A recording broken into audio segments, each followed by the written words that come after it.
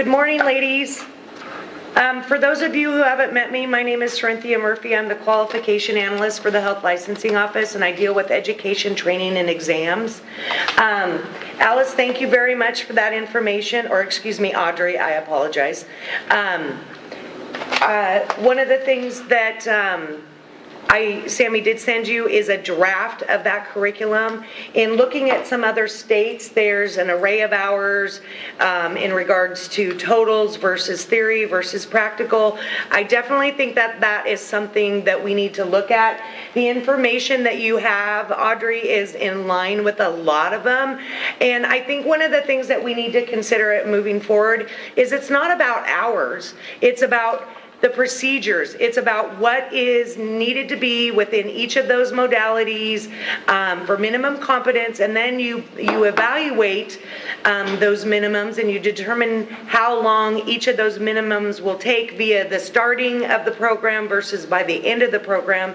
You create that total hour requirement based on those minimum programs, and then you also determine the theory hours as well. Again, what's it going to take to become minimally competent in regards to those areas. So that's something that we need to look at, and as Sammy stated before, we definitely need to have a committee meeting with the individuals involved so we can really define this draft curriculum that we have based on those parameters. So and then once we have that committee meeting, we can look at that, make sure it's a good final to present to the RAC, and then also move forward to get approval by the board. So that's something that we need to move forward with, and we'll get some by the end of the meeting here today. We can get some dates available so we can actually get moving forward on that. I think there's a lot of changes to be made, and I think Audrey, you have a lot of good points in there, and yeah, just a lot of changes need to come to make it to what the current industry standards are today, and also make it not easier per se, but more available for schools to be able to open up, because one school in Oregon is not enough. We have one of the biggest transgender populations in Portland, Oregon, in the state, and it's something that there is the need for this. So we need to, and again, the one school that we have is on hold. So we really need to look at some options to get education out there for individuals that want to get into this field. Jamie? April? All right. She just raises her hand. This meeting, will it be on Zoom? Yes. Yes, it will. Oh, great. Super. Because I'm going on vacation in April for 2.5 weeks to Palm Desert, but I have a computer so I can be there. Okay, very good. And one of the things that I would suggest is take the document that you have from me and take the document that you have from Audrey and merge those together with your recommendations, so that way when we sit at the table to look at this curriculum, we have everybody's suggestions and able to move forward very quickly. So you have the two documents you need. So when we have this meeting, please do your homework and your part, so we can definitely just go through that document, get it dialed in, provide our recommendations to the RAC, and move forward then to the board. Does that sound like a good plan for everyone? Are you going to use the RAC members for your exam committee? Question is, do you want to use the same RAC members here today for the education committee? Yes. I would also like to request we add Cynthia Mendoza to the education meeting as a guest, and I'm not sure. There's one other individual that I've been working with that I would like to add as well as a guest in addition to these RAC members, if that is okay, if you guys have no problem with that. I wonder also Monique, who's been the instructor at the school, both Cynthia and her daughter Monique. Yes, that would be just fine. Two of them, both. All right, it says Sammy, Cerinthia. What I'm wondering is that if this is going to be approved by the board, we still don't have an electrologist on the board. And it's been almost 4 years now. And can you do anything with the governor? Because if we're going to change the curriculum and, schooling and all of this, there should be an electrologist on the health license. Jamie, we're working on that, and I believe there's 2 applications in at this point that the governor is looking at appointing an individual for. And why we are holding this RAC meeting is because you are the subject matter experts, and the board in itself will take the recommendation of the RAC. You are the experts. So even as a board that doesn't have an electrologist on it at this point, they will take the recommendations of the RAC most generally. The health licensing office does have the authority over the curriculum, so if there's something that need be where the board would decide no, that is when the health licensing office would step in and make the appropriate decision for the safety of the public and what needs to move forward. So we have a couple options there, but definitely the governor's office is looking at 2 applications right now. And you're right, we haven't had one for a long time, Jamie, and we're working on it. Just a comment, would you be able to add me to that list that you were adding and Monique as a guest? I'm going to add Monique and Cynthia, and I'm sorry, what was your name? Alice? Oh, Alice. Yes, Alice, I will add you to the list as well. Thank you. You're welcome. All right. So I think that unless anybody has any more questions in regards to the education curriculum part of this, I think I'm going to turn this back over to Sammy. Did anybody on the phone or any of the RAC members have any questions for me? Do you have a date in mind for this combined meeting with the curriculum? I'm looking at May. May, I'll get in touch with you, get some possible dates, send an email to you, give you some options, and then we'll go from there. But May is the target date. All right, thank you. You're welcome. All right, ladies, I look forward to working with you, and I'll be talking to you all soon. Thanks. Thanks again, Audrey.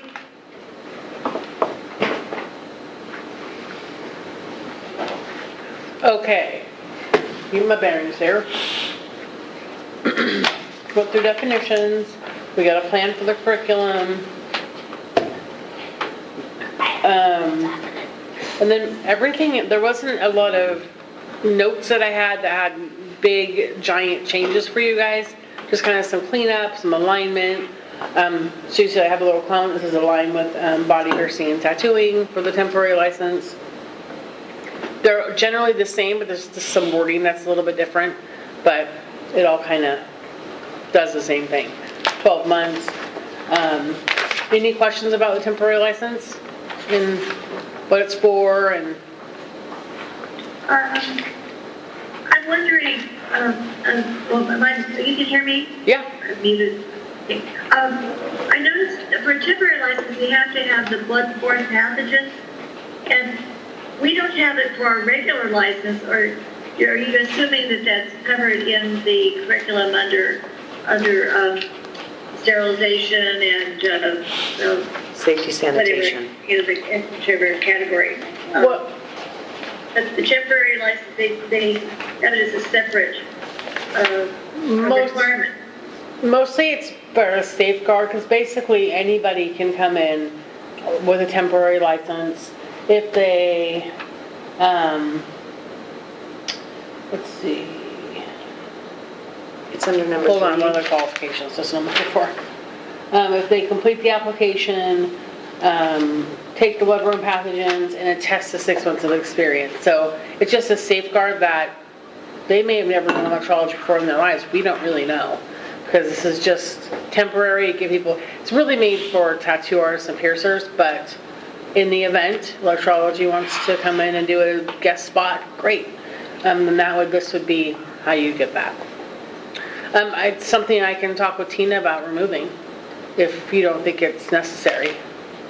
No, it's not that, But you're right, it's not in your, I think it's necessary, I just wonder why it was specified in the way it was for them, and it's not in our list of, Yes, it is. of things to be covered in It's the under safety curriculum. sanitation. oh, in the curriculum, it's under safety and sanitation, but it's not, Yeah. like for a tattoo artist, they have to show us proof of bloodborne pathogens, first aid, CPR, but electrologists don't for licensure or renewal.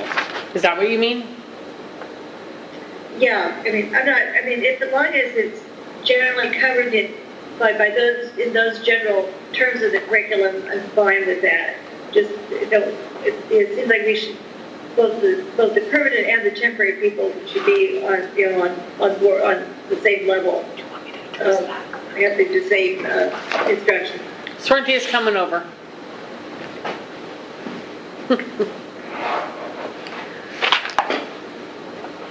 So Sheila, it is covered under the current curriculum under infection control, safety, and sterilization.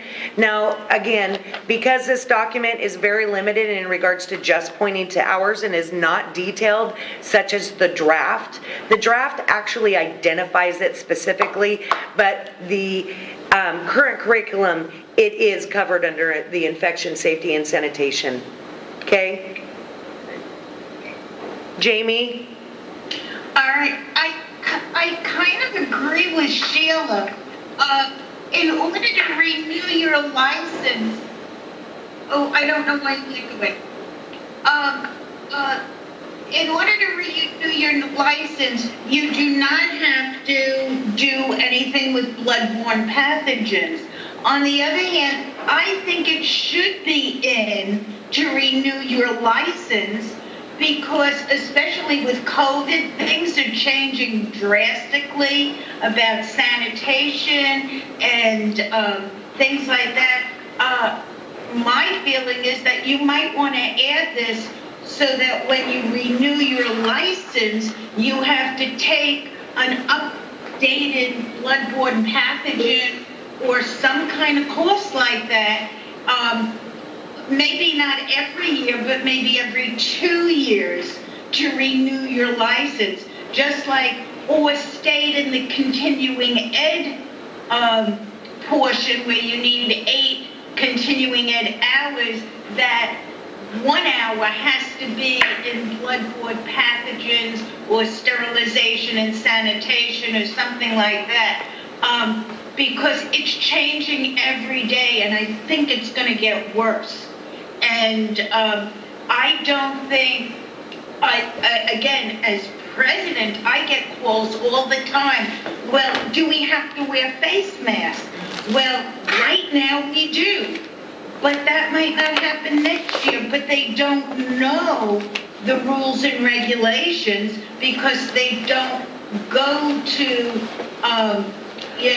the governor's listing or anything like that. So my feeling is we should add that to all, in other words, leave it here about the submit proof of current training, but I think in our licensing, renew licensing, you have to show proof of, updating your bloodborne pathogens or sanitation and sterilization. And again, as OALE, we try and give a course at least every other year on it, just a suggestion. So thank you for that, Jamie, and that is definitely a rule thing that Sammy is documenting in regards to considering that to add to the renewal process. I think you also pointed out something that is important in regards to continuing education. Any current statewide requirements, such as the COVID requirements by the governor. Maybe that's something that Sammy also can put within the recommendation for the continuing education for renewal. Something, no? No, she says no. So, however, that is, I'm going to let her address that, but for curriculum requirements, I think I'm done with my part, so I'll let Sammy step back in. Just making a couple notes here. Sammy's making some notes. She's getting everything that you're saying, but she can address that COVID governor bloodborne pathogen renewal comment that you're making. Okay, Jamie? Okay, I'm going to step out and let Sam come back in.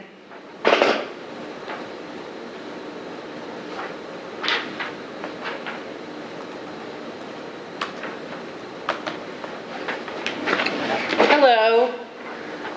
Just so you know, I have another computer to the left of me that I'm taking notes on. So if you see me go off the screen, that's what I'm doing.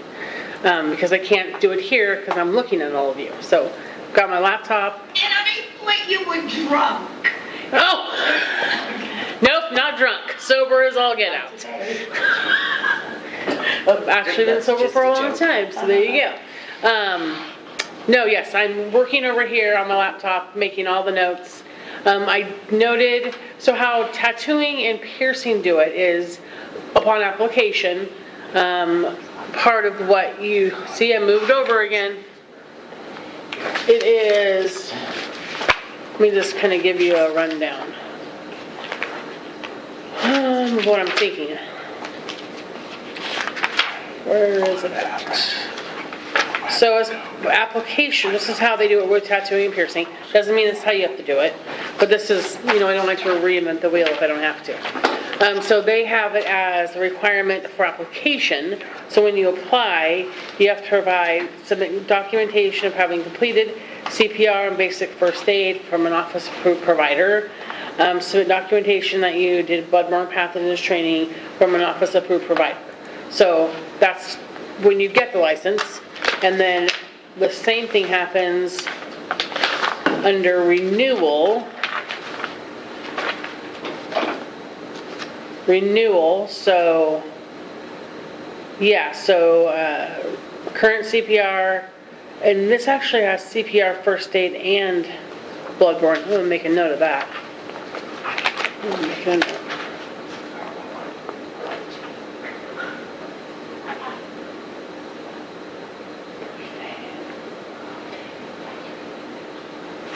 Hold on, I'm just making a note here. Did I miss it? Bloodborne.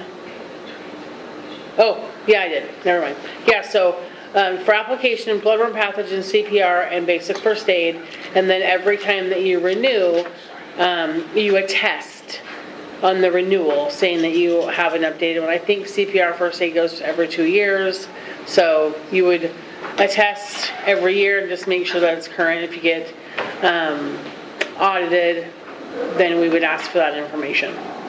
There has been some question in the past with other programs that if we require it as renewal, it wouldn't be something that you couldn't double dip. So if it's part of your renewal, you couldn't also use it for your continuing education. Because if it's something you always have when you renew, technically it's not continuing your education. So does that make sense? No, because they're on new, like with this COVID thing, when you're doing your bloodborne pathogens, there's new information. So it's not something you knew already. You're getting new information. So you should be able to use it for continuing ed also. Because we're cleaning our offices today totally different than we did 2 years ago because of COVID. So that's continuing ed. It's not redoing something we knew already. So do you think that CPR first aid and bloodborne would go with that, or just the bloodborne? Just bloodborne. We don't need CPR. We don't need whatever the other one was, but we do need bloodborne pathogens, sterilization, sanitation, because that would be a continuing ed. We've never had CPR. And you don't want that? Okay, no. Good. That's good. I need to know that. Does that, everybody agree with that? It's just bloodborne pathogens? I'm just kind of on the sidelines here, but I'd just like to let you know that the bloodborne pathogen standard does not go over COVID stuff because it's not a bloodborne pathogen. It's an airborne virus. So you have to do things like, if you want more information on that, you can look up things like Open WHO and like the World Health Organization has classes on it, but the bloodborne pathogen standard is strictly just for pathogens that are born in blood. Tell them there's public comment, and you can email April what that looks like. And during You know, public can you do me a favor and email April Fleming. Fleming with that information in regards to the content that you just mentioned for messaging me. public comment? Yes, I can. That would be awesome. Thank you so much.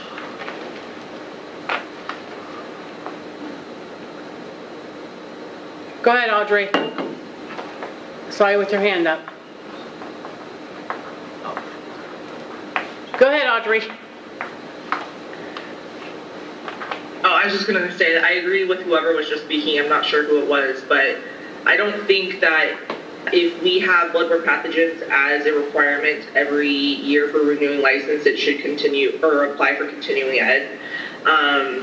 But based on the notion that, yeah, it's not evolving. Bloodborne pathogens does stay pretty consistent with how you're going to keep people safe from bloodborne pathogens. If it is a requirement, I would say, yeah, let's put it into the curriculum requirements too, so that people are getting that education in school and then knowing how they can get that recertified, every 2 years or whatever the requirements are. Okay, let me ask a couple questions so I can make sure that I'm clear. Bloodborne pathogens you would want for when they apply for the license and when they renew. And Jamie wants it to be allowed in continuing education, but Audrey, I'm hearing you say, since it stays pretty stat, that it would be fine just being as part of renewal and not being able to use it as your CEs. Is that what I'm hearing you say? Yeah, I would say you can use it as CEs. Like, I don't have any argument against that, but if it's an issue with it being either we use it as continuing ed or it's a requirement. I can't remember if someone said it earlier that if it's a requirement for renewal that someone can't use it as a continuing ed. They can't not. It's just in some boards and sometimes it does come up, like respiratory therapy. They have it, and it's something they do every 2 years, all the time, every time, no matter what. And so it really isn't really relevant for CEs because you're supposed to be continuing your education. And if you're just recertifying every 2 years, you're not really learning anything new. Yeah. And that's what I'm hearing you and that gentleman say, that it doesn't really change. Exactly. So yeah, I would say, I guess that's kind of something that everyone's going to have to talk about. Is it worth it to have it as part of the license renewal and not allow people to use it as continuing ed? Or do we keep it as is and not have it be a part of the renewal and allow people to continue using it as continuing ed? So I don't have an opinion specifically either way. I just was confused on what we were talking about, so I wanted to clarify. I think that was a good summary. So it can really go, you tell me how you want it, and then I will see if I can make it happen. And what any bumps in the road that I might see. I have subject matter experts. So I have Cerinthia, I have Callie, I have Tina, Sarah. So yeah. They're listening, but they're not here. So I will go back to Callie and talk to her about the CEs and what's the best way to go about this. Can we do it? Can we not do it? And if there's licensing questions, I'll go to Sarah and Tina. So that's why I make a lot of notes, because I have to go back to somebody else and talk to them about it. But yeah. Okay. It is in the draft curriculum under OSHA. So moving forward, it will be identified specifically in the new curriculum for the initial education, which was what Audrey was asking. Just FYI. Okay, so Cerinthia said that in the draft curriculum, it is, bloodborne pathogens is in there. Under OSHA. It's specified it under OSHA. Under OSHA, so it could look like... And we can, who oversees the bloodborne pathogens? Regards, anyway, whatever. It is identified in there, and we'll make sure it's specifically addressed. Okay, because universal precautions is CDC. Not OSHA. I just looked and it said it was OSHA. Is it CDC? Well, CDC's in here too. Yeah. Okay, so I guess Sorry, my bad. things to consider if you go with it as part of continuing education. People may update it, they may not, who knows. If you just assume it for rule or for renewal, then people would have to do it. If you, somebody who doesn't come from an Oregon school, say they come from out of state or something like that, they may not have had bloodborne pathogens. We don't know what their curriculum looks like. So it's really up to you guys what you think is the best placement and where it would give the biggest public protection. I would say probably at the time of renewal and at the time of application, and every time you renew, you just attest that you have it updated. And if you want to use it as CEs, is it 2 hours? Is that how long it takes? 2 hours, bloodborne pathogens? Usually. 1 or 2? Okay. Then, yeah, I think if you can stay silent about it in the, we're actually moving, in CEs, we're going to talk more about domains, and one of those domains will be safety and infection control, basically what's listed in curriculum. So I think application and renewal, and we just stay silent about it in continuing education, and if you want to use it, you can. If you don't, you don't have to. Perfect.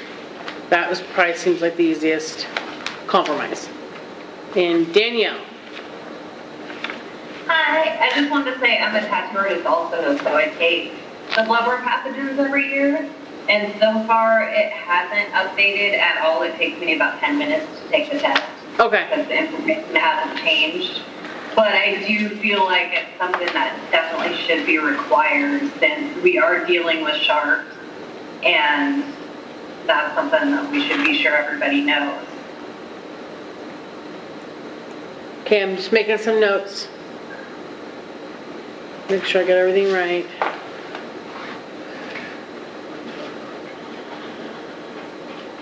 Let's see.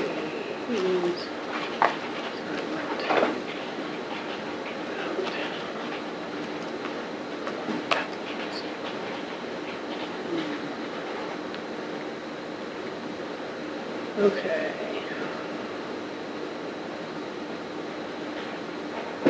Hold on.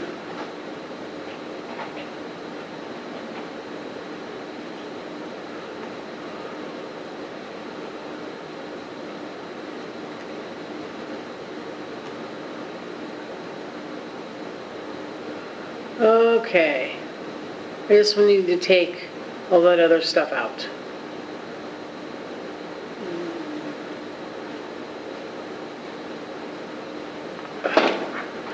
Okay.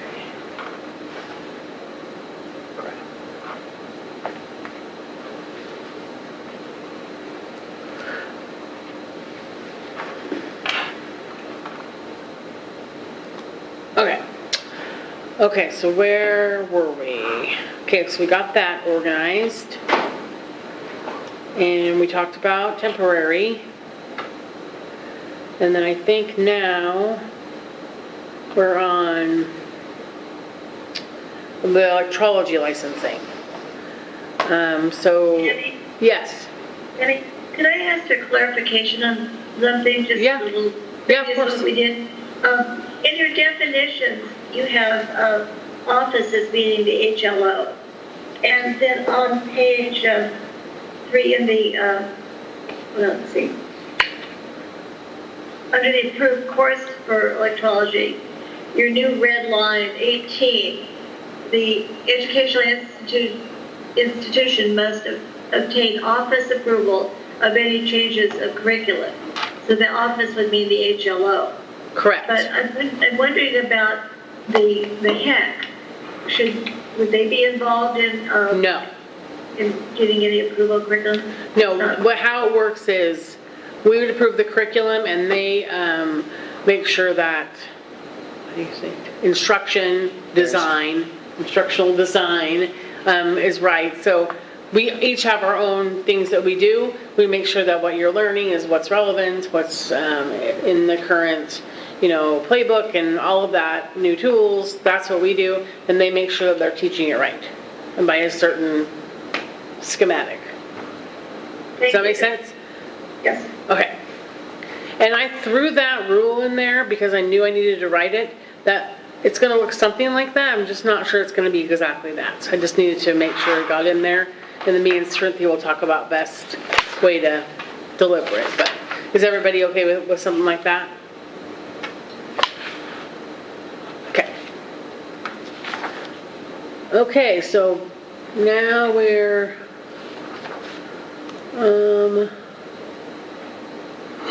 where are we? Under Electrology License 331-910-0020.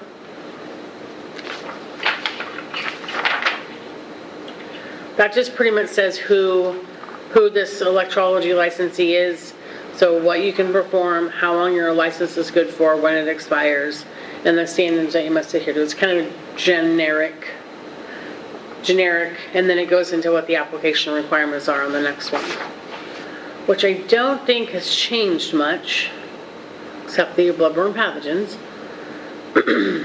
Let's see. Oh, I changed anywhere it said school, I changed it to educational institution, which I still think is going to work, hoping. Because what I didn't tell you is said that cosmetology has it like this, but they have now, in House Bill, Senate Bill 74, added those private career schools, community colleges and high schools into their law. So I gotta see if it's gonna work in this situation like it did there, but that's generally what we're hoping. And I don't think go ahead, Jamie. All right, can I ask you a question? I know in some states, the license is good for 2 years.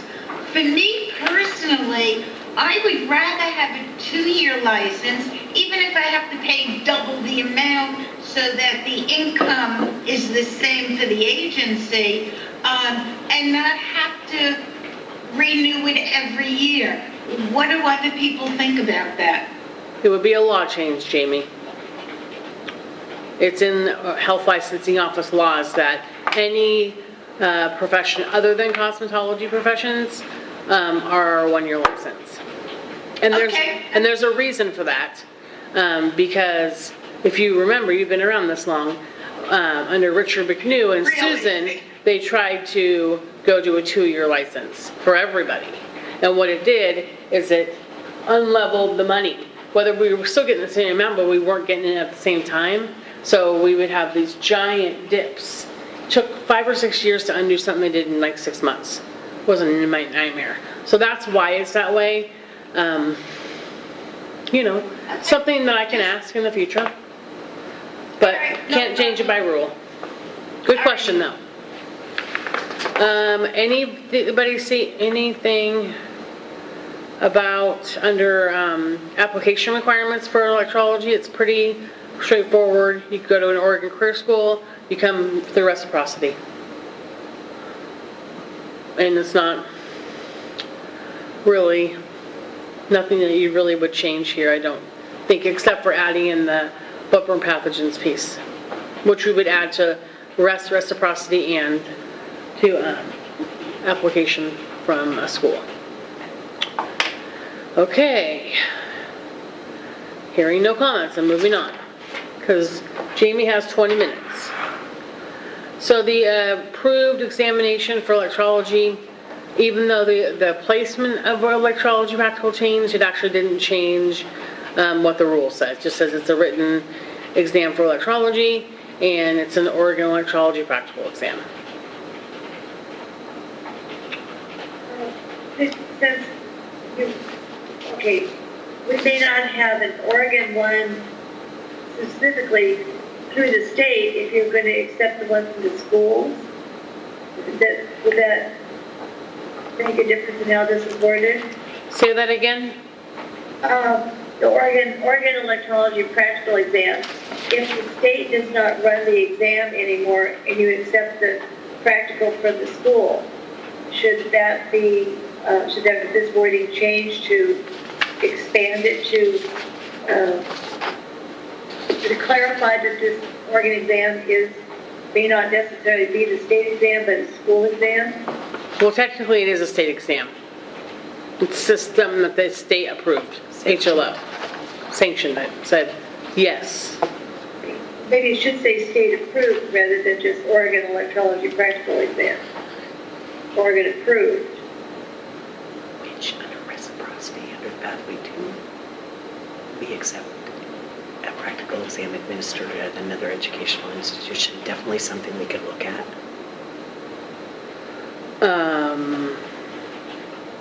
Although the title says approved examination for electrology, but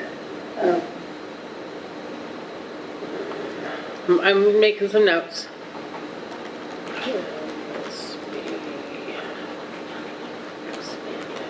Just a little ditty. If we don't have a school, how could the exam be taken at a school? They are still administering the practical examination for individuals who need to take it. So someone from California could take Yes. it here. But the- where? The school. But there is no school right now. Well, it's not the school, it's the exam that's provided in the location. All right, So- but there's still no location. Well, she has another school, aesthetics. Oh, Cynthia? all right, so you're saying it's okay to take an electrolysis exam in an aesthetics school? She still is a licensed career school She's for still a licensed electrology. career school for Her electrology school is on hold at this moment. She has not closed her school, and she is still administering the practical exams, which are sanctioned by the Health Licensing Office. Yes. Okay. All the above. Making some notes.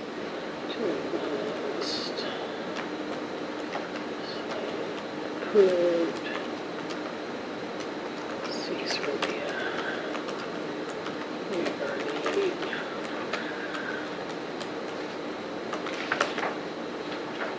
Question mark, question mark, question mark. Okay. Moving on from that. Okay. The next one is general exam information. And this is pretty much standard boilerplate language for any time we give an exam.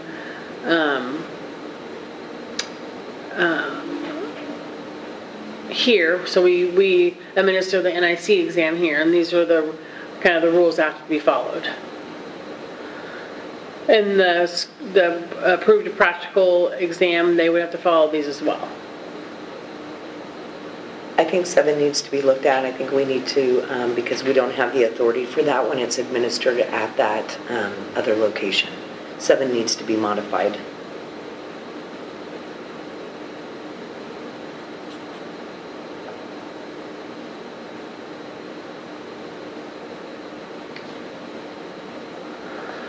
As it relates to the practical, not written.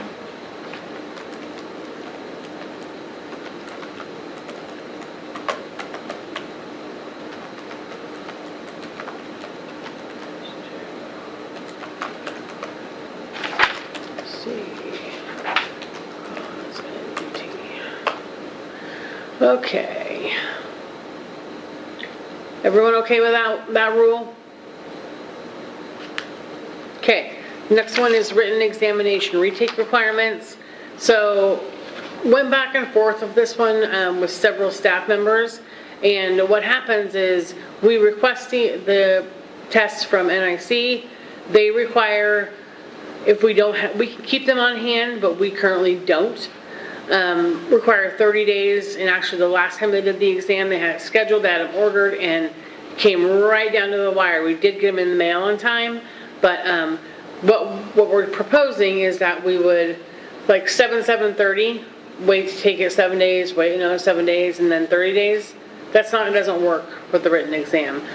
So, the other, hold on, I gotta pull it up here. Oh, I hate computers. So environmental health has retake written exams on a case-by-case basis, which would be definitely more conducive to, because they have a national exam as well, allowing for that to have some time. We would schedule them, based on once we order the exam. And so I was going to read it to you here. Hold on.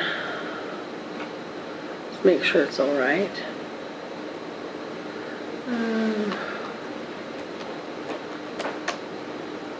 So it goes, actually, hold on.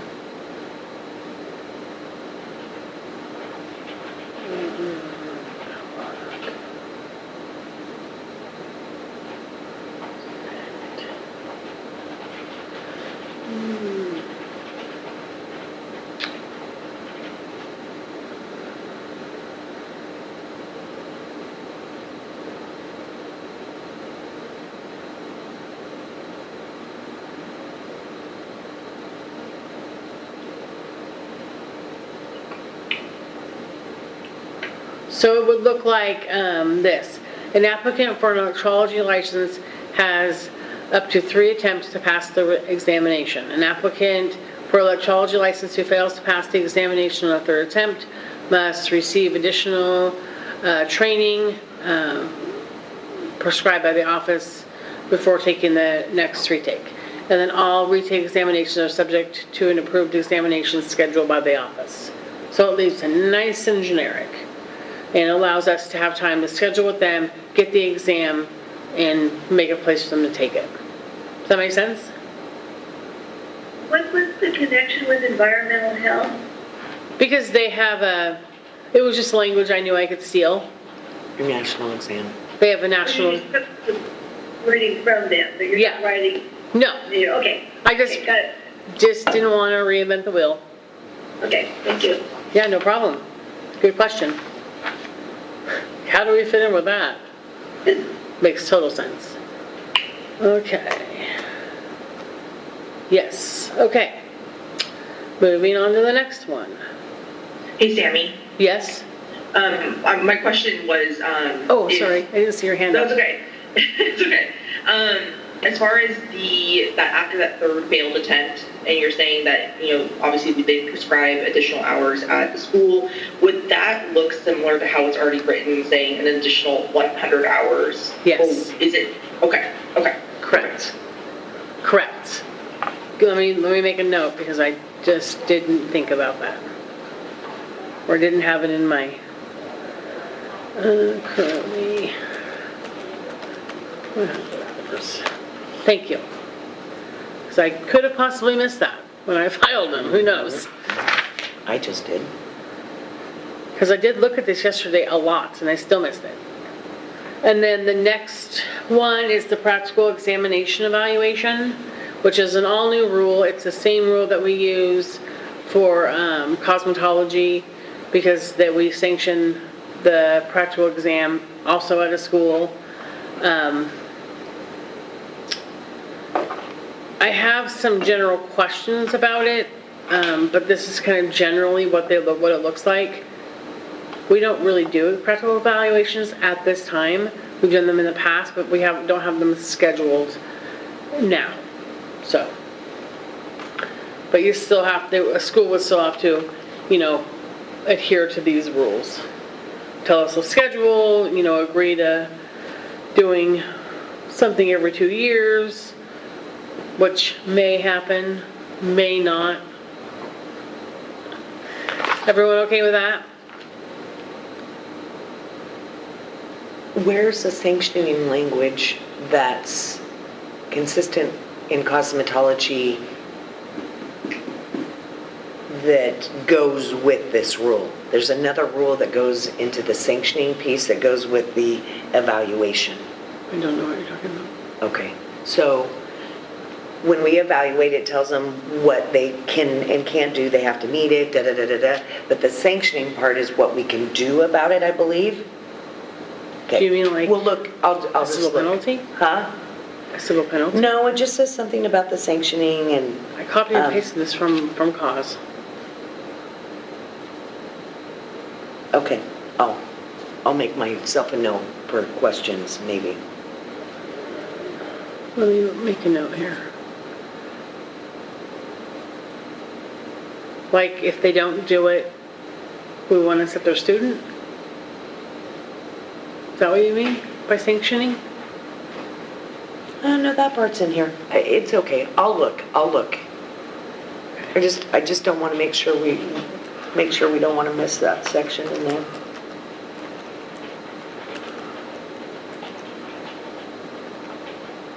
Okay. Next is renewal of electrology license. So this is all pretty straightforward. We're going to add in the bloodborne pathogens. And anything else you want to add? Give your C, your bloodborne pathogens, fill out the form, pay the fee. Pretty basic. She mentioned something that took 10 minutes. Where do you locate that bloodborne pathogens test, as opposed to taking a whole class somewhere? Will you provide access to that? I think it was Danielle. What? I think it was Danielle, and I think that it could take that long, but she does it every, however often she has to, every year. So it's really easy for her to breeze through it really quick. It really is. I can attach the link in the chat if you guys want to look at it. It's on one of the provider acceptance lists for tattooing. You want to send it to me, Danielle? Yeah, do you want me to send it through email? Please. Okay, I'll send it right now. Good. And then I'll email it to everybody. Okay. If you should get word out, that is an acceptable way to cover that requirement. That would be public knowledge for us to have. And I believe that Callie has, a list of approved providers. So we would be able to provide that, a link in renewal or in a cover letter or something like that. Let me make a note of that.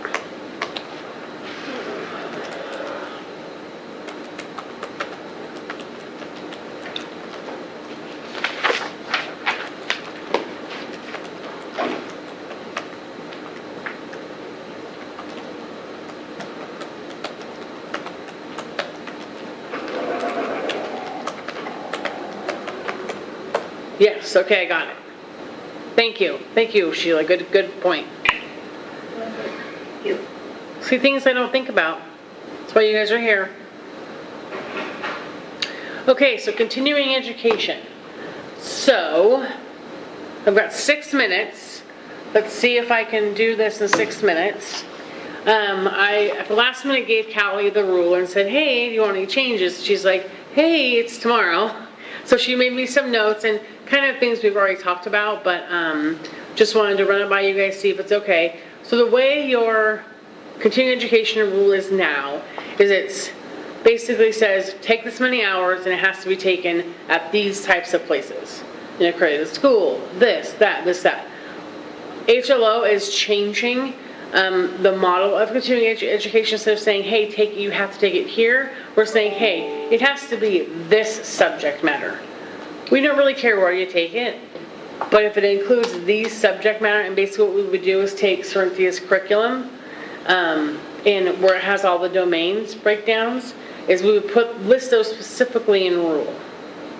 So today it says, the rule says that you must maintain 8 hours, and then satisfactory CEs must be obtained as follows and meet the subject matter listed in subsection 4 of this rule, which is basically what's in the laws.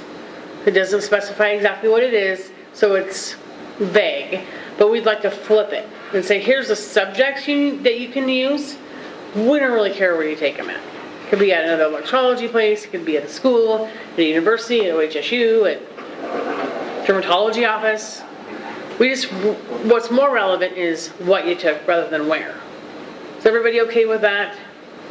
I would argue probably in opposition of that, because I feel like when we tell people that they must learn a specific thing, that limits continuing ed opportunities. And with electrolysis, there's so many different topics. Like someone could want to learn more about electricity, and that might not be included in a topic that the HLO wants to provide. Good point. Where's my stuff? Oh, here we go. So, generally what it would look like is it would be vague but specific. So it would say subject matter related to career development, Oregon laws and rules, anatomy, physiology, microbiology, implements and tools, product knowledge and chemistry, safety and sand, electrology services, safe use of FDA and this and that. And then you could be more specific and use, electrolysis, thermolysis, You guys can specify what it is. Gotcha. So basically what you're saying is somebody could choose, for each year they could choose whatever education they wanted from that list of topics. Yep. It's not saying that each year you have to do 2 hours in consultation. Nope. Okay, that makes a lot more sense to me. Thank you for clarifying. No. Yeah, it's just saying, here's all the topics, and we're going to make them general enough that you could choose thermolysis or a blend or this or that. Or maybe you even learned another hair removal technique just so you knew about it. I don't know. That would be relevant. And then what happens is if you test, you get audited, and then Callie would have you send all your documentation, and then she would just look at what you learned, how many hours, and be done. And if you had 3 classes of 2 hours and one of 1 hour, great. So it makes it easier for you, makes it easier for us than trying to track down, wasn't it accredited by who, and it also becomes limiting, especially for, I don't know if it's so much for electrologists, but definitely the tattoo profession, body piercing profession, who are not as organized, right, as far as groups and advocacy groups and all of that. They're getting there, but it limits them because they don't have an association. So, and that's not just them; it's for lots of professions are like that. So, good. Everyone's okay with that? Yeah. Perfect. So we will move in that direction. Yes. I have a question. Okay. You have that you need 4 hours obtained in person. And I agree, 8 continuing ed every year, great, no problem. No, it's 8 for 2 years, every year. Every year. All right.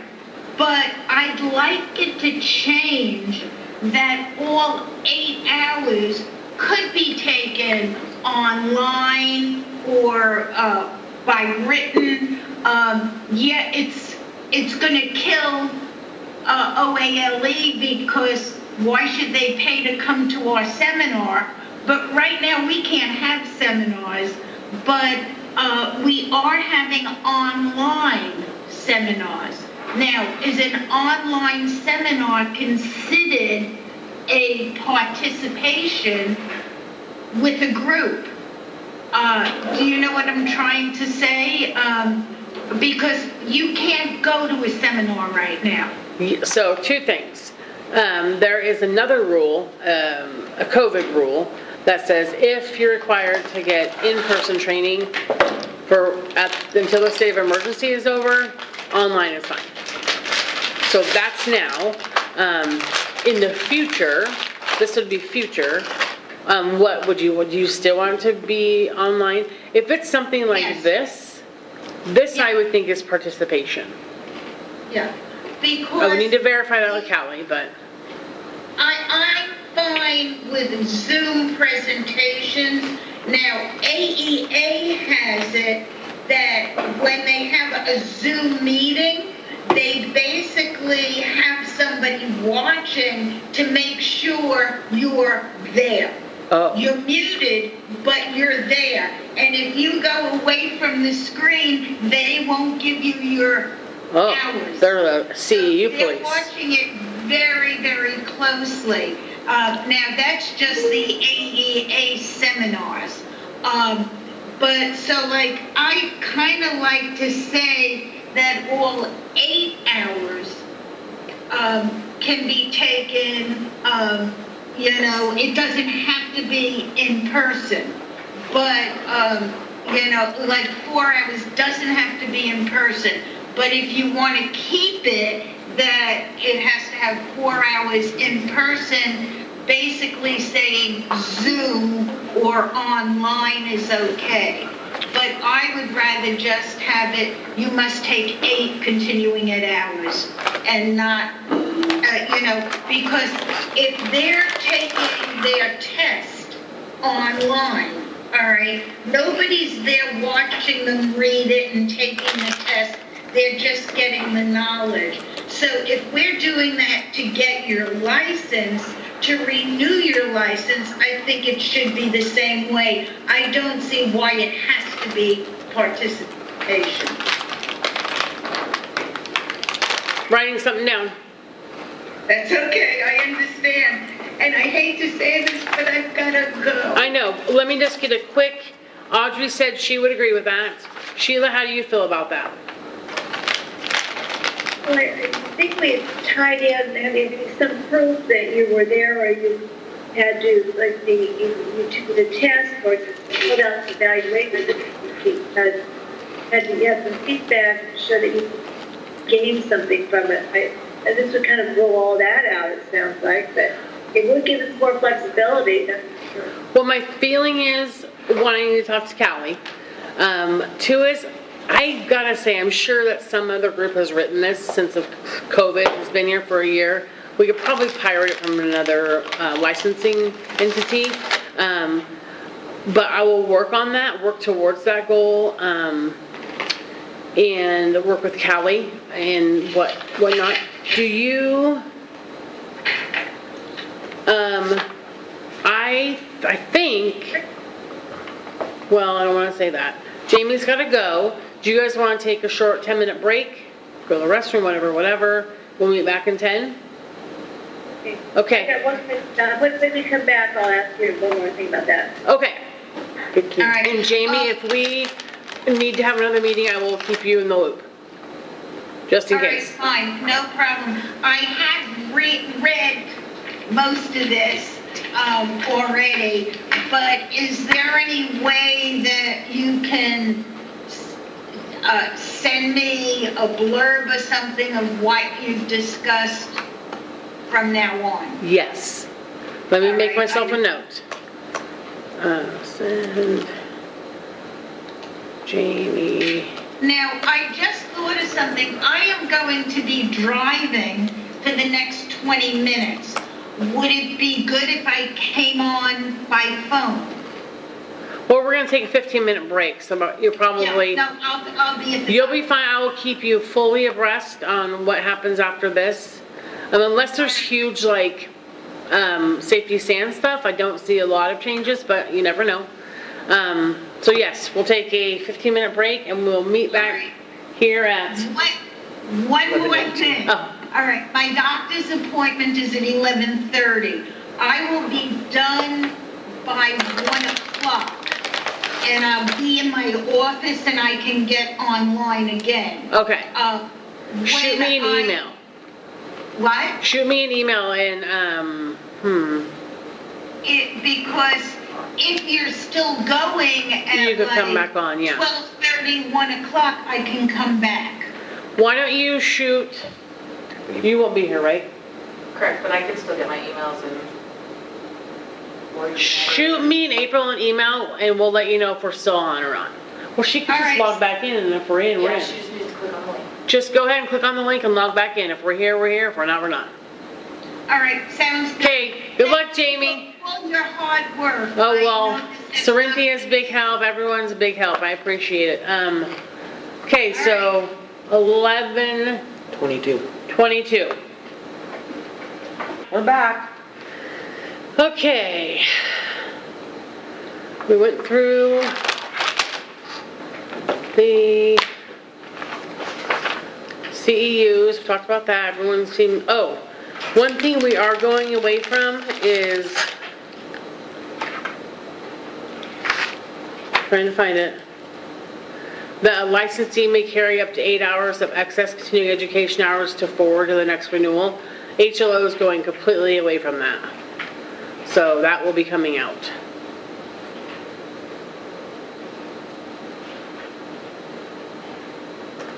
Okay.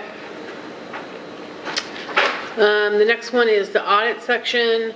So this just says if you're audited, or it says this is a documentation you have to keep. And then if you're audited, this is the information we're going to ask for. This types of information. Let me make a note here. Then what did you say was going to be taken out? Oh, allowing for an electrologist to carry 8 hours. A licensee may carry up to 8 hours of excess continuing education hours and forward it to the next renewal cycle. We're eliminating that from all the programs, all boards. That was nice. It's a shame, but Administratively, it's not nice. okay. If it doesn't work and something happens, we can always revisit it. I bet you'll get letters on that. We might, and it'll go on the fiscal impact and everything.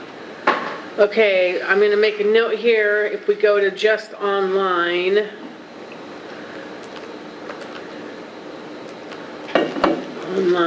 what documentation would we need other than what's here? So I will work with Callie on, if there's certain documentation that we would look for just an online class or a MS Teams, or would it still just be, here's who provides it, here's the course of study.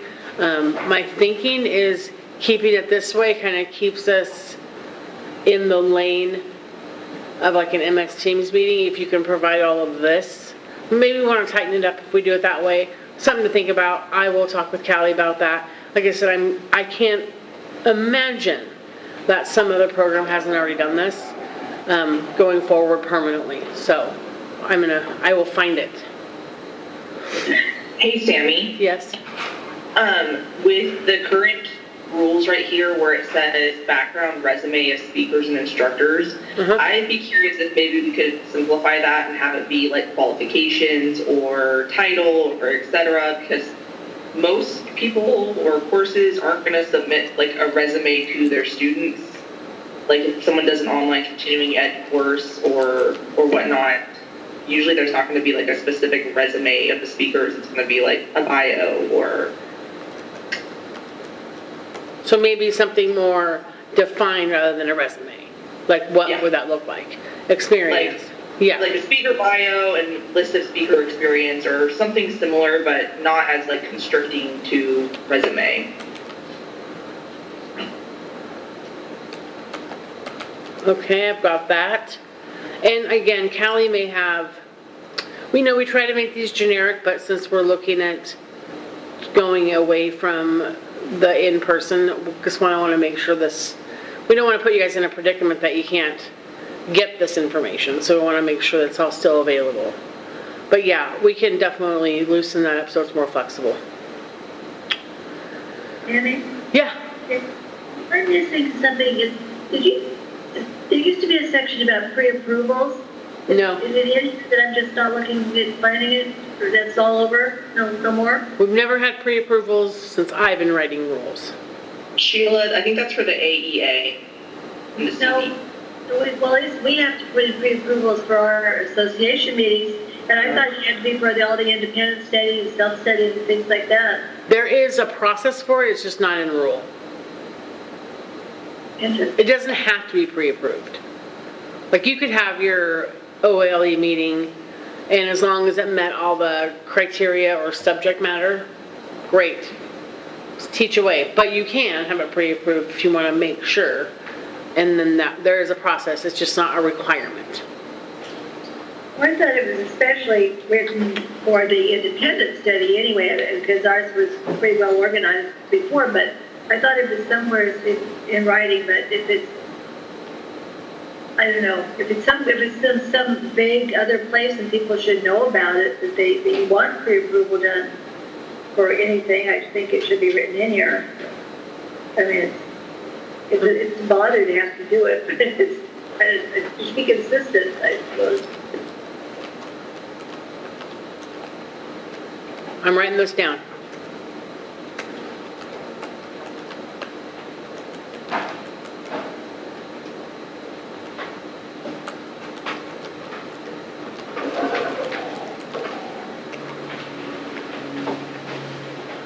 Somebody just assumed it was still there until I looked it over. I've never seen it, but I can go back when I look at the, I found stuff in 1988 on electrology. I didn't find, but so here's Callie, the CEU guru.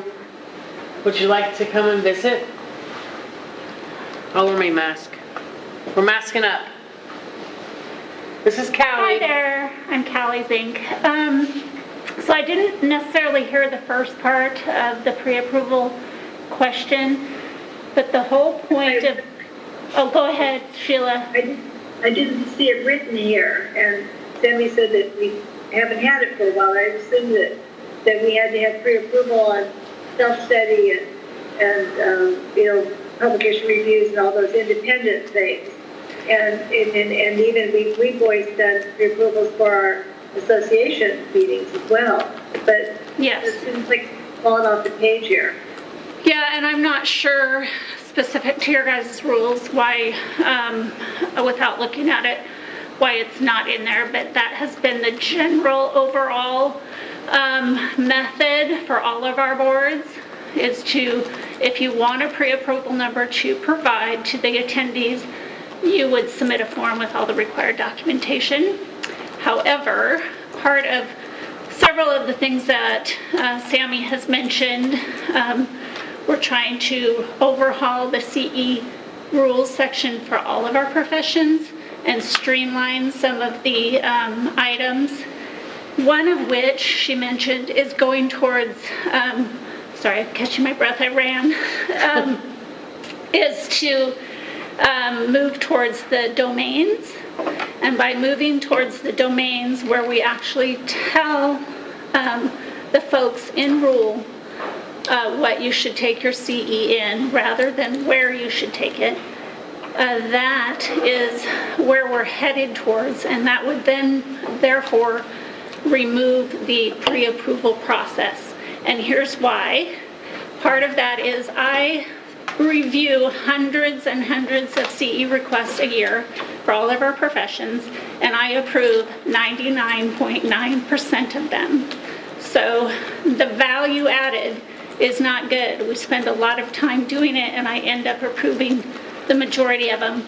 So by going towards domains or subjects, and so we can quickly say, yes, you've taken your CE, and it can be attached to one of the domains, that's where we're headed with that. So the point is to get rid of the pre-approval process. The value added is not there. I can see, yeah, that'd be simple, okay? Okay. Thank you. Yep. And I think when we would roll something out, we'd do some kind of communication that, kind of that would go online with the bloodborne pathogens, and like, here's the way we're doing it now, here's the way we do it, going to do it, and so people would know and know what to expect, and give them some examples is always what helps me, I think, or an FAQ, or we will work on something like that. I'm gonna make that note. No, I was going over here, and Jamie goes, I thought you were drunk. No, I just got 12 feet of table. Right. Work with Kelly on outreach. Awesome. Thanks, guys. Very, very helpful. Thank you, Kelly. Yes. Okay. And then, did you hear what Audrey mentioned about the audit, how we have a resume? Maybe make it more flexible, maybe some experience. Yes. or including but not limited to, ... so. So addressing that as well, just because I've done all these hundreds and thousands of pre-approvals. I have seen resumes, I've seen full bios, but generally what I look for is about a paragraph long, speaking to their qualifications and their education experience, whatever they want to throw in there, just so we can tie it to whatever they're teaching. So it's not like an underwater basket weaver teaching a course for How does that electronics. always get to be the Right. example? I know. So I, regardless of what the current rule says, for our professions, I have allowed about a quarter paragraph, which is usually what works pretty good. Yeah, okay. I think we can make that happen. Is everybody okay with the audit section other than that? And I told them that, did you hear the part about them wanting to do it all online? Yeah. And we had anybody else wanting to do that? I don't know that they, get back on. I don't know that any of our professions have outright done online, only because we currently have the COVID rule in Told place. them about that, yeah. And so for future, I think that may be where I we think just we'll have all to go. do some research, because Yeah. I'm sure other licensing bodies Yeah. have done it. But I mean, I it's agree. gotta happen. So Callie and I will work on that, and I said that we might change what the documentation looks like. I don't know. I just don't want to get them in a pinch. Right. So anyway, we will figure it out. We will Yes. make it happen somehow. Okay. Well, we'll put it in the draft and see what the board thinks. And Sylvie. Okay, so now we're moving on to practice standards. So I didn't make any changes in this area at all. I didn't have anything to change, but I think it's an opportunity to kind of go through each rule and see if there's something in the field that you're seeing that you want to change, or if you just want to keep it the same. So, I have one. okay. In 2C, the prohibition that's the section you're talking about. Yes. It's a kind of pacemaker, implantable neuromodulators, or other implantable electronic devices. I had two situations where somebody's come in with a neuromodulator designed for back pain, and they can detach that. It is working at all times. They can choose when to use it, and if they took it off, doctor said it was fine, so I wonder if we put the word active, implantable, an active neuromodulator. It seems like if it's not working at the time we work, we might not have to discriminate on this. A situation I've had experience with.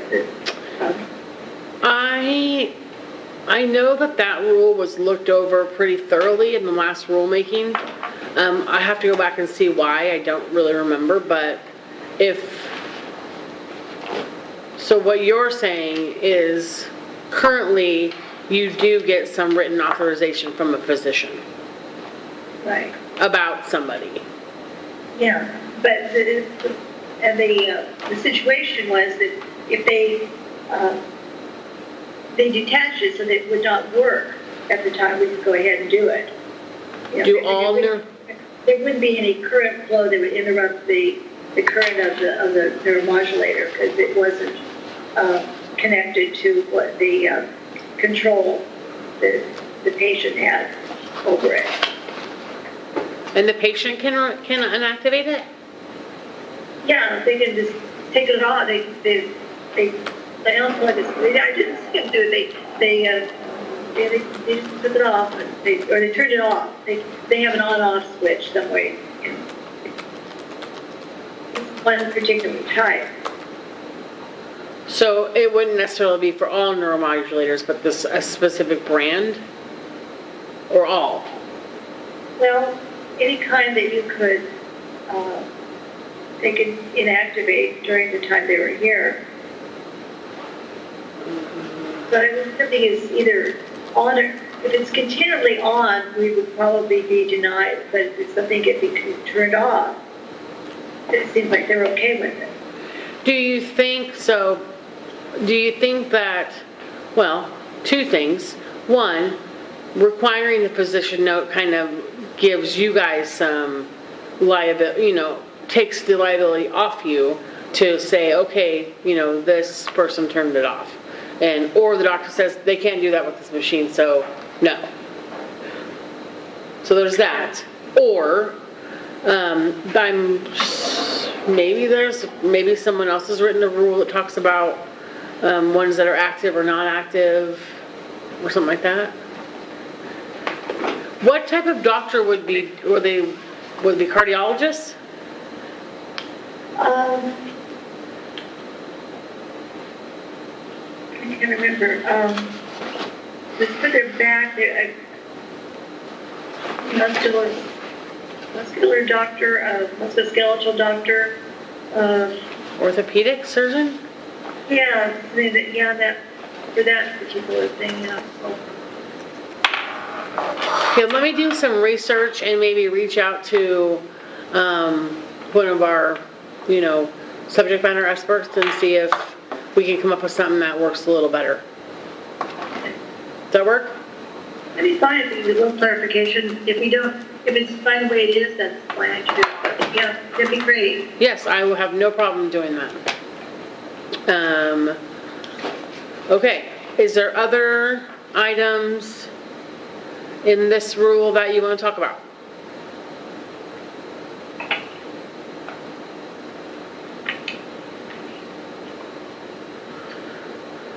Everything seems pretty straightforward. What about that rule about the jewelry? Did we remove that rule? Hold on. Still there. Oh, there it is.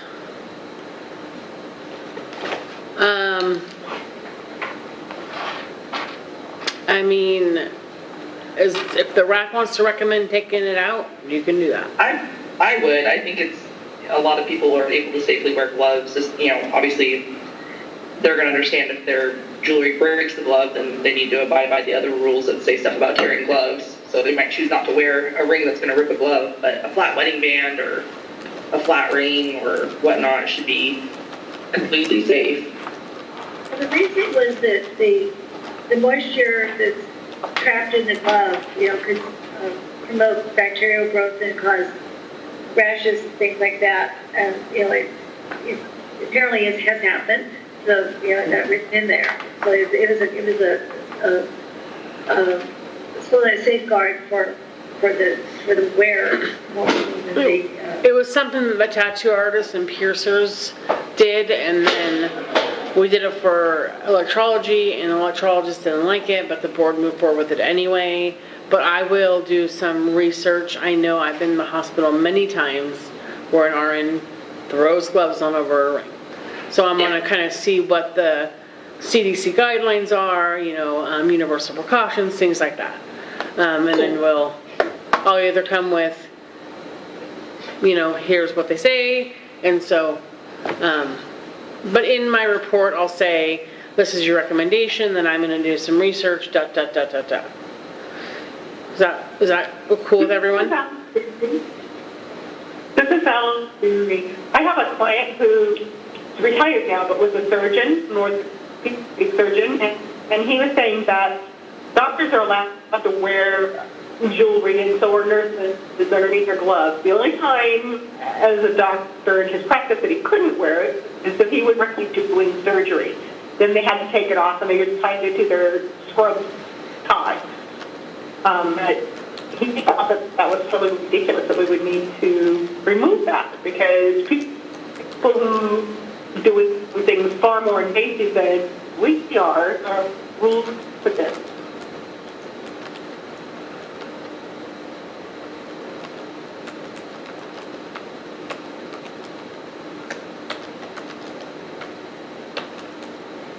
Thank you. Okay, I made that note.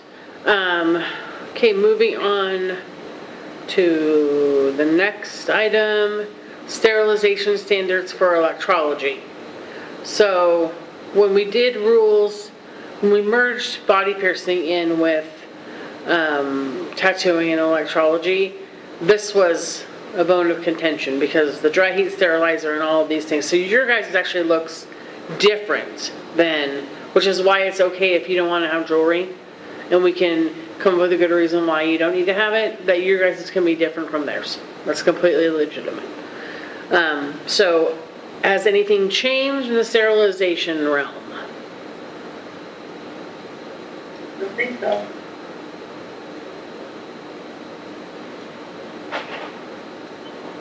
So,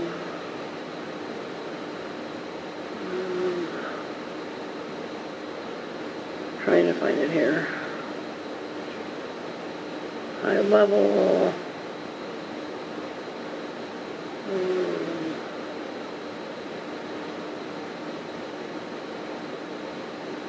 I don't know if this is in the rules or not, but one thing I feel like that might be something to change to bring things up to date is with spore testing, with the way things have gone with the mail these days, sometimes I receive my letters that are on letterhead from the spore tester saying I've passed, and sometimes I don't, and then I have to request them to send it again.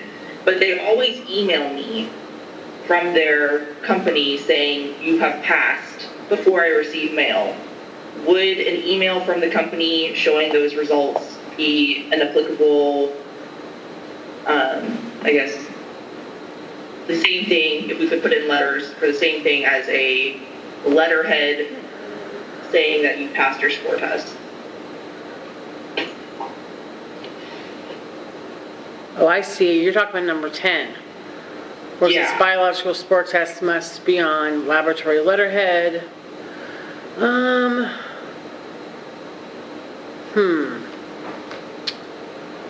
many items you can get by fax? I can't remember, I requested it, they just do it as a general rule. They don't have that mail delay.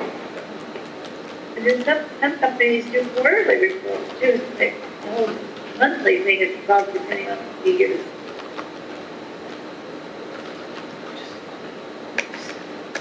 Would you keep these emails, something that retrieve? Yeah, so the emails are all in my email system, Yeah. and I can access them whenever, but I still also keep my letterheads. It's just now I have 2 copies that are saying the same thing. Email, could be an easy alternative to people having to keep paper documents in Does their office. the email have letterhead on it? Let me look and see what they provide me.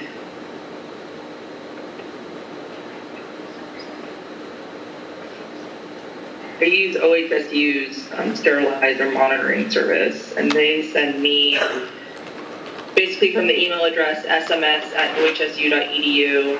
They just send a paragraph, and then it's signed by the doctor who heads the sterilizer monitoring service, and then they send you a PDF document.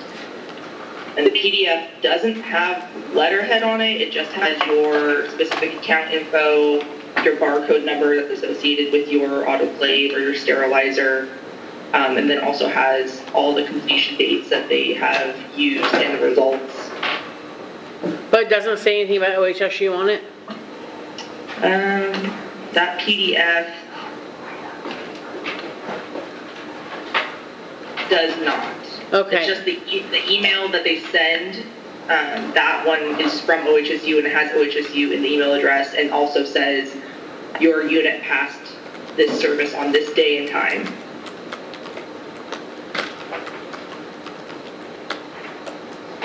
I could forward you this email, Sammy, if you want to take a look at it. Perfect.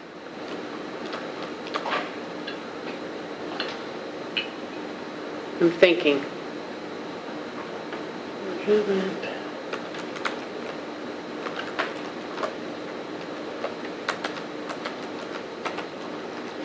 Okay, I got some notes. Yes, send me that. Would be great.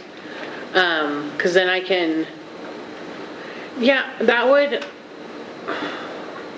I'm wondering if you couldn't say on letterhead or signed by a physician, licensed under blah, blah, blah. But what if you use something from out of state? Or something that can be verified that it came from a legitimate company? Trying to thinking how we could do that. I mean, if it has it in the email and we could call OHSU and verify it with your documentation, then that should be enough. Right, and I know there's different sport monitoring services, so everyone doesn't use OHSU. I don't know how the other services are set up to send their results, but that will leave options open to people who either do get emails or maybe they get faxes or letters, but right now I just have to pull punch and keep them in a binder, which is silly. You definitely don't have to have them printed. Right. I don't have a scanner to put in my computer. Okay. Other course test companies. So we just want to make it a little more flexible. Yeah. That makes sense. And if you could verify the email, then I don't know why you wouldn't be able to do that. I think there's a way I can figure it out. Yeah, the same way that they would verify some sort of letterhead, they'd call the company or right. Without going through a bunch of rigmarole. Like here, if you want to send transcripts via email for a school, you have to be like approved, attached to this special email account. So you don't want to go through all that stuff. But I think there's a way I can make it more generic, so you can still be in line with what the purpose of the rule is, and we still can get what we need. So awesome. Okay, any other things in that rule? Danielle, do you have anything? You're awfully quiet.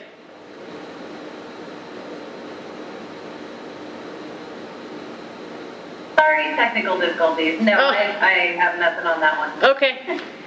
Just checking in. Yeah. Because I steamroll ahead and forget that there's other people. So I'm trying to do better at that with this online stuff. Our director, Sylvie, is really good at it to make sure everybody gets their voice. So I'm trying to emulate her. Okay, the next one is just general standards. This talks about common areas. Must be in a licensed facility. Maintain appropriate equipment. This is pretty generic.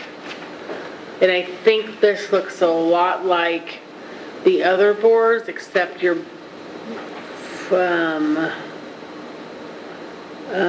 water source one is different. Hold on, I'm looking. Where is it at? Have unrestricted access available to a sink with hot and cold running water as part of the surrounding premises or adjacent to the facility. The sink is located within a restroom. The licensee must ensure the sink is disinfected with a high level of disinfectant upon completion of an electrology procedure or following the sterilization of equipment. All body air facilities licensed after June 1 must have an unrestricted access or availability to a sink with hot and cold running water as part of surrounding premises, but separate from a restroom. So that one will get adjusted a little bit to take out the old and just have the new. Everyone okay with that? So it has to be separate. This allowed for portable sinks? Yeah. Yeah. Okay. Yep.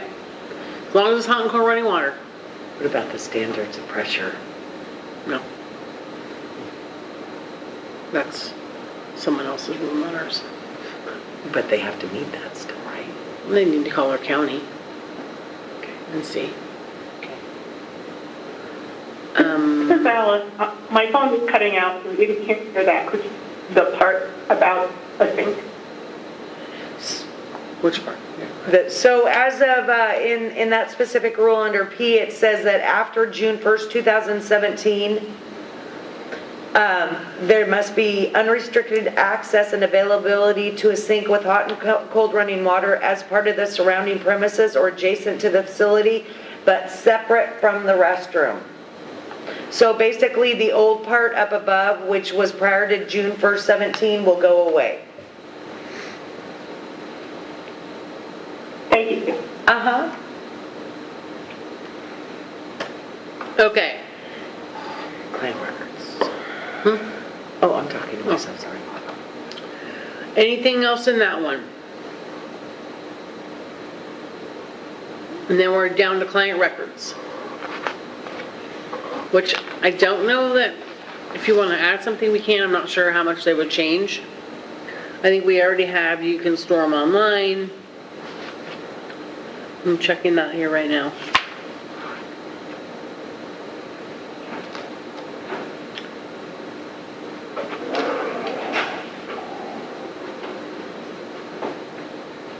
Yeah, you guys can store them electronically, which is probably the most important part. Anything else you want to see different in that rule? Something more clarified? Something we're missing?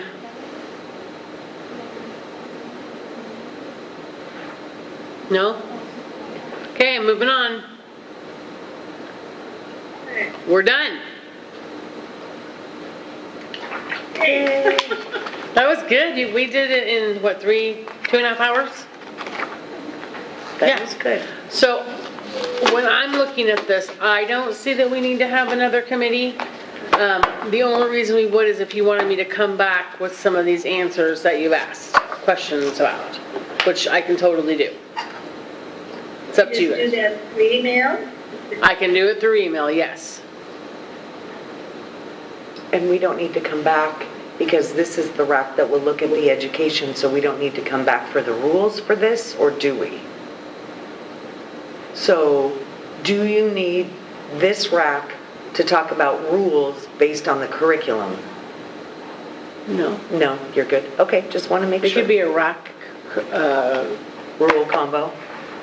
yeah, a So rack when do we have education them? combo. Okay. Sure. And then it would actually, so the education piece will fall in a different track, which me and Cynthia will work, I've made a note, we'll work that out, what that looks like. I think we can still meet the same deadline, but we would just be off kilter a little bit, and the boards might have to meet a couple extra times to like do a tap vote, whatever. But we'll work that out before she goes to schedule that committee. Everyone okay with that? Okay, I've got to read in the public comment. Hold on, I gotta find my script. You're able to find that citation about the original, I found some stuff from '88, and it looks like it's there. I didn't get to really get in depth, but yes, I have a note, and when I find it, I'll make it part of my email to you guys. I thought it might have some impact on the curriculum meeting. So Yes, and if you find something, Sheila, like in your old information, send it my way. Like if you have the old rule or something, scan it and send it or whatever. Even paper mail it, whatever you want to do. And we will work that out. Okay. Prior to public interest parties' feedback. Oh no, I'm supposed to read that word. At this time, the Board of Electrologists and Body Art Practitioners Electrology Rules Advisory Committee will hear public interested parties' feedback. Members of the public wait until, well, you've been recognized and state your name and a board affiliation for the record. And did you say Cynthia had something to say? Yes. Cynthia? Cynthia, did you have any public comment that you wanted to make? Yes, let me just go down my little list here.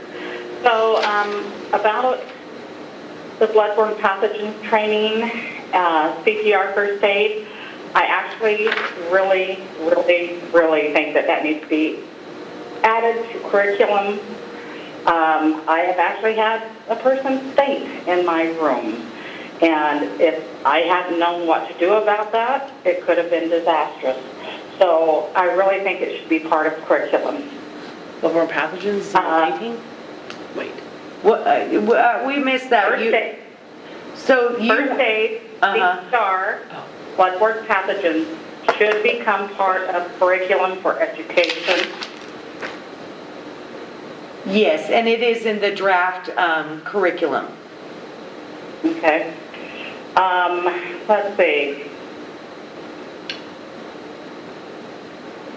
And then under the requirements for electrology temporary license, I need to make the statement. I've sent several students to get a temporary license, and they all get laughed at and say, you can't do that. So something needs to be done with the front and let them know that they can. Well, we need to know more information, Cynthia. Can't just be you can't do that. There's got to be a reason why. Yeah, they said it doesn't exist. And my students, people that I have sent that come from other states and stuff like that, that I've told them about it, every person has come back stating that at the applications at the office that they were denied and said that they couldn't do it. So did they fill out an application? And they did, and it was denied right at the, they didn't even take the application. They just laughed and said, oh, electrology can't do that. So here's my thing. So if you have those individuals' names, could you email them to Tina Russell? Or you can email them to me. And or Sammy or me, and we can look into them specifically and maybe look at some notes in the note field and maybe do some outreach and see what happened, get some more details, you know? I will try to remember who those people were. That's okay, just for confidentiality, if you just email those to us. Mm-hmm. Okay, perfect, thank you. Yeah. Okay. Then a question about attesting to 6 months of training. So are they just saying that they did, or do they have to actually prove documentation of that for that? What were you talking about? You mean into the pathway for reciprocity verification of training? No, for temporary license. Oh, okay. They just have to attest to have 6 months of experience. Just attesting. Oh, wow. I think that's a little loose. And Well, I think they should have you're right. supporting evidence of such. It is loose because people who are coming in, just like I told the committee, originally it was for piercers and tattoo artists who don't have licensing in all states. But the electrologist wanted the option as well. And then, so this is how we would verify that they have some kind of experience. But they still provide, even the tattooist could provide documentation from the IRS submitting that they're in business for 2 years. For a temporary license? Yeah. They need to give us attest to 6 months of training or experience within the last 2 years. They don't even have to provide us IRS papers. They just have to attest to having 6 months of experience. There's so many ways for them to actually provide documentation. 30 days. But it's not, we don't do that for the temp license. We do that for the real license. I understand that, but I just, you're allowing somebody come in and start working without a license in our state, just by saying, yes, I have. Yep, that's exactly what we're doing. I think that's really loose. It's very loose. And then it's down to say that you can use 30 consecutive calendar days, not to exceed, but that you can renew it 2 times. And that it can be renewed consecutively. So that would be 60 days. Am I not correct? Yeah. So then those two kind of seem like they're conflicting. Tina's here. She's the licensing manager. She's going to clarify. Uh-huh. The reason why we had to change this is when we have 200 applicants coming in for a tattoo convention and another tattoo convention that's following it up within 2 or 3 weeks, That's what those extensions are for. It can only happen in a year's time.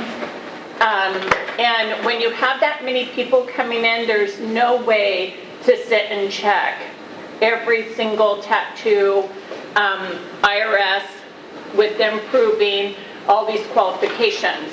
We do that when it comes to permanent licensure, and they have to take the test. But for tattoo conventions, this streamlines the workload tremendously. It is possible that, what's possible? We'll take a second. I mean, Yeah, so basically it can actually come in and work for 60 days every year. yep, that's exactly what it says. Yep. And I would encourage you to make public comment about it, either come to the hearing online or write it down, that those are your concerns, and the board will consider all of those things. Isn't that what I'm doing right now? No. Public comment's not open yet. I mean, you're doing Oh. public comment in a meeting that Okay, we're right. required to do, but if you want to specifically talk about a rule that's changing or not changing, when the public comment happens, which During the hearing process for either the hearings officer and or the full board to actually take into consideration regarding changing that rule. yeah, notice will go out June 1st. Yeah, highly, Okay, you know. you're talking about these conventions that people are coming for, and that's what this is really for. But when you go down to number D, it says that you have to work in a licensed facility. So It is a licensed They do facility. get a licensed facility. It's a licensed if they're a facility. convention center, that's not a licensed facility. They obtain a license Cynthia, for there that is a rule facility. for event facilities. Yes. So they do get a license for that facility, it's an event facility. All right. Okay, Go ahead, did you have anything else, Cynthia? Yeah. Okay. On the sterilization standards, you have two different standards, whether they're using dry heat and autoclave. And both are deemed equal in sterilizing, so I don't feel that a person that is using a dry heat unit has to disinfect prior to using a dry heat unit. Otherwise, autoclave should have the same need. Okay. Again, please put that in public comment, will you? Yeah. Okay, thank you. can you ever repeat what she said? So just so, I'm gonna clarify, just so, you're saying the standards for dry heat and the autoclave are different within the rule, and they should be consistent in regards to the pre-cleaning because they're both consistent in regards to their method, so you don't think that one should have to be pre-cleaned and the other should not? Well, they all get pre-cleaned. It's just that if you use a dry heat unit, you must, after pre-cleaning, then you must disinfect prior to, high-level disinfectant prior to sterilizing. And in an autoclave, you just pre-cleanse and sterilize. No high-level disinfectant. So you want them to be consistent in regards to how they're written for both of those? Yes. In a dry heat sterilizer, do you put it in a bag? Do you put it in a bag in a dry Yes. heat? Okay. Yes, that's according to our rules, they have to. And yes, there's bags for dry heat units.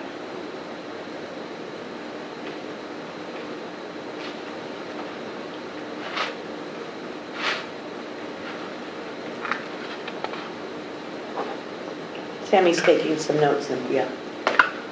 Mm-hmm.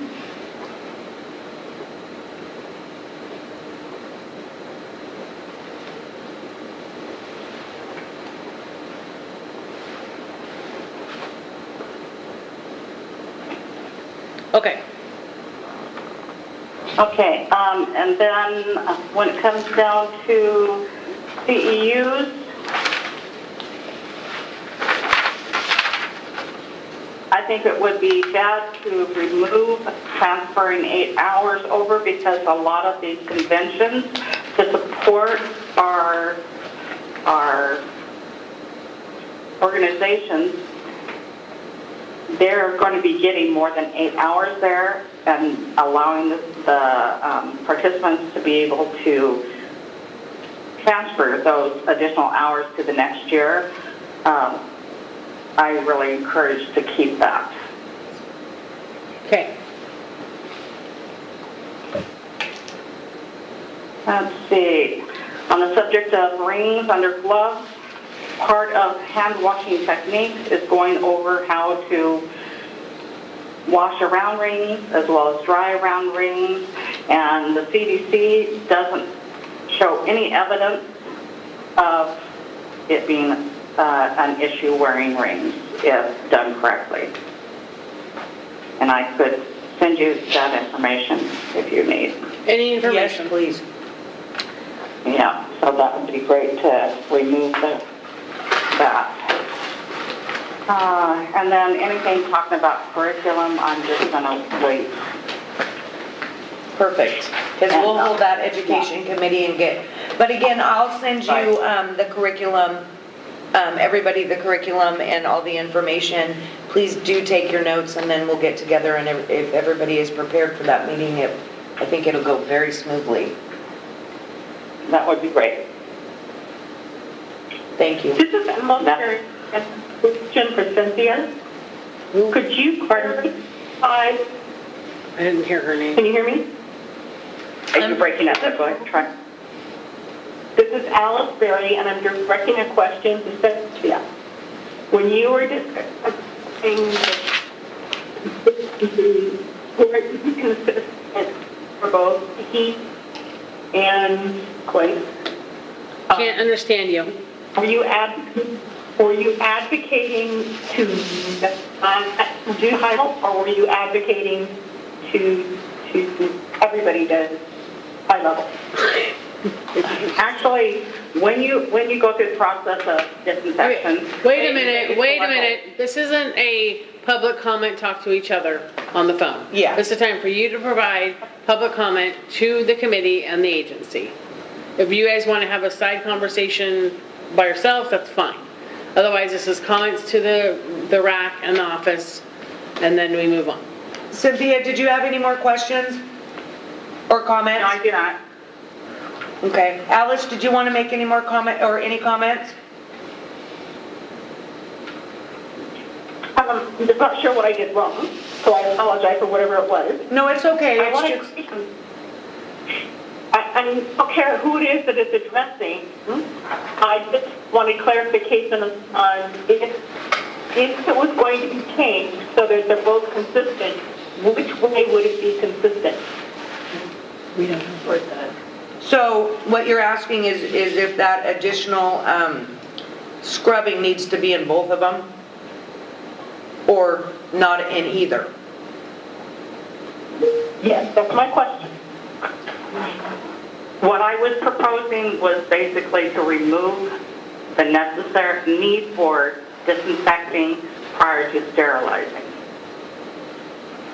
Okay, thank you. Just like it is out of place.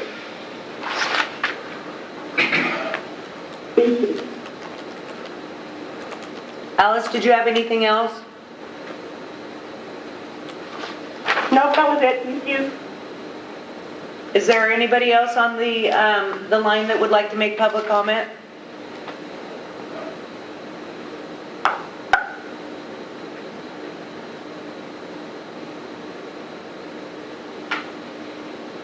All right, so no one coming forward for public comment, Sammy? No. Perfect. We can move past that? Yeah.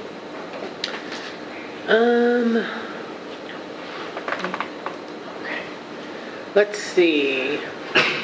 I wanted to just quickly go over the fiscal impact on information, and I'm just going to kind of go through the questions pretty quickly. Are any state agencies likely to be economically affected by the rule change? If yes, which ones? I don't foresee any that I can see. We wouldn't be affected, which is she wouldn't be affected. Maybe when we do the curriculum, OHP could be affected, but I would have to make that link somehow. I don't think there's any in these changes that we're making that would make another state agency affected. Yeah.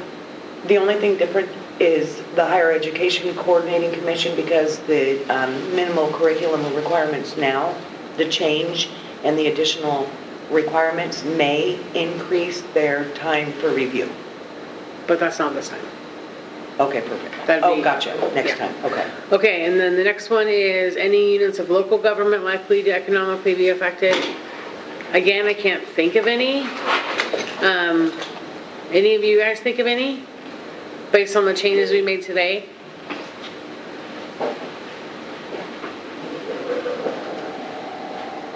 Okay, let me just skim this.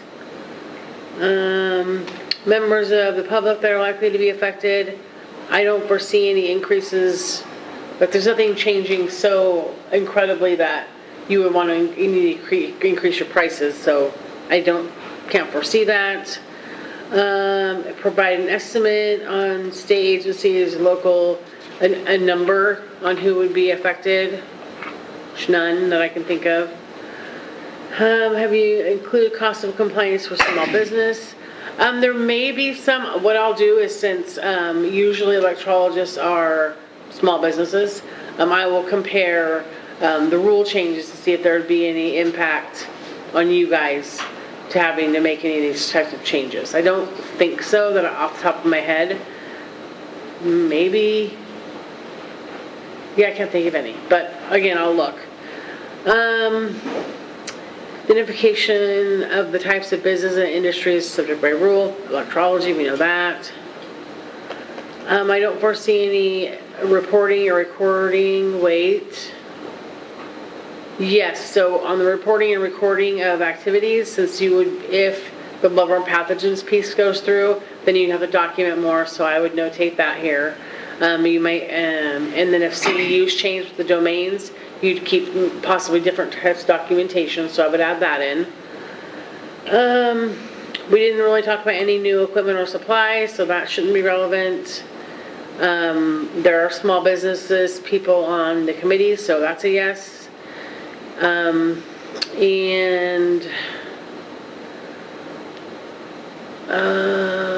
I think that's good. We're good.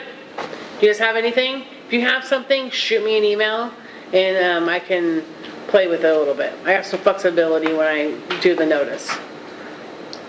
So if there is nothing else, I will adjourn us. Oh, go ahead. You sent us information, you had the National Interstate Test and the BAEA CPA state version of the test. Is that something we're going to talk over on the curriculum meeting, or do you have some plans of changing the written test? No, I was just anticipating questions about it, so I threw them both in. But yeah, Corinthia will cover that in the education qualifications meeting. And I'll be there too, so, because I think we're going to do a dual rack and qualifications together. So we don't have to make more times than necessary. All right. Anything else? Let me adjourn. The Board of Electrologists, Body Art Practitioners, Electrology Rules Advisory Committee Board meeting is adjourned at 12:20 p.m.